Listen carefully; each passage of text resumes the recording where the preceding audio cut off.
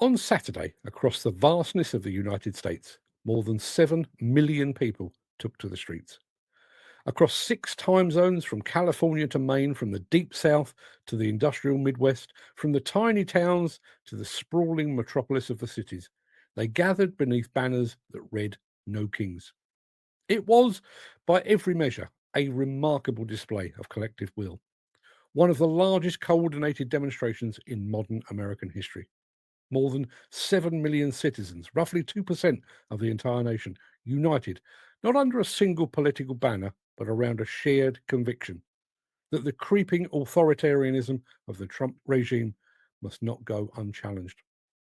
They marched against power abused and promises broken, against the vilification of migrants and minorities, against racism and sexism, against lies peddled as truth and fear repackaged as patriotism. They marched not because they expected immediate change, but because silence felt like complicity. The protests spanned all 50 states. There were no borders on Saturday, just people, ordinary Americans who decided that enough was enough. And yet, while millions raised their voices across the Atlantic, here in Britain's demolition and construction industry, there's silence, a deafening, obedient silence. It's not as though the grievances don't exist. In fact, they're everywhere. They live in every pay packet that arrives late or that doesn't arrive at all. They live in every so called self employed worker who is, in truth, nothing of the sort, denied security, denied benefits, denied dignity.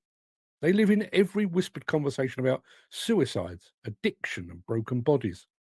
They live in the statistics, the same grim table year after year that show construction and demolition as the deadliest industries in the whole of the UK. They live in the young women who quit after being mocked, isolated, or worse.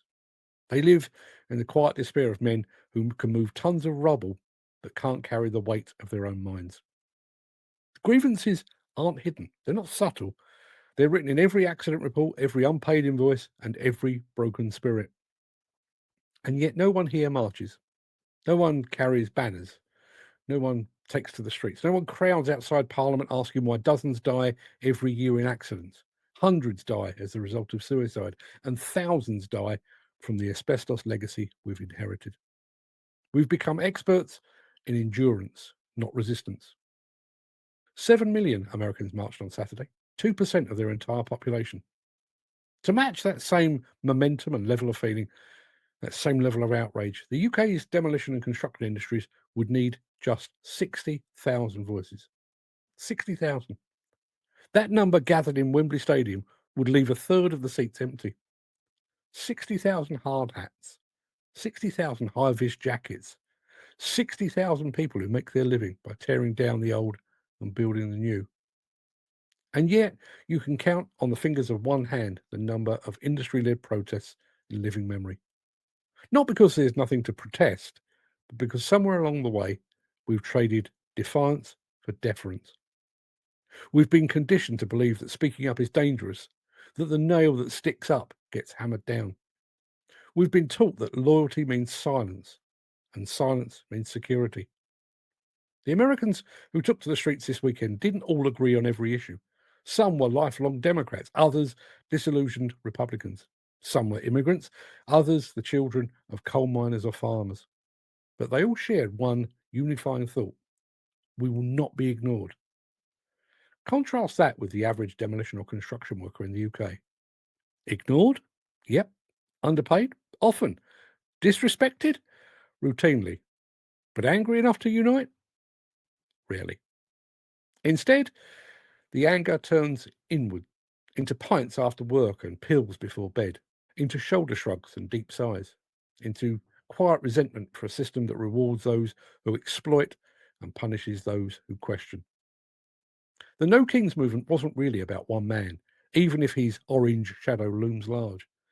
It was about the very idea that ordinary people can and must hold power to account.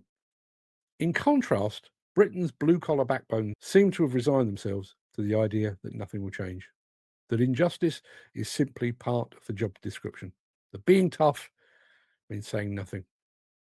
7 million Americans on the march won't topple a regime overnight. They know that, but that was never the point. The point was unity, a collective act of defiance that said, we're awake, we're watching, and we won't go quietly.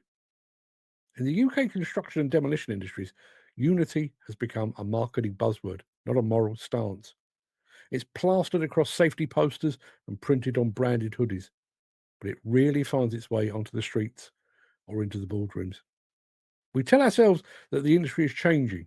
We talk about inclusion, mental health awareness, safety culture, digital transformation. All the right words, but words without conviction are just that. They're just words. Maybe it's because we've been let down before. Maybe it's because the workforce is fragmented. Maybe it's because we're too tired, too cynical, too convinced that nothing will change. Or maybe, and this is the hardest truth of all, we no longer believe our collective voice actually matters. 7 million Americans disagreed with that idea on Saturday. They believe that turning up still counts, that solidarity still means something, that numbers, even when ignored, still carry weight. 60,000 British workers could prove the same point. They could prove that the people who build this country will no longer accept being treated as disposable. They could prove that the foundations of a just society begin with fair work, fair pay, and fair treatment. They could prove that silence is not respect, it's surrender. But they won't.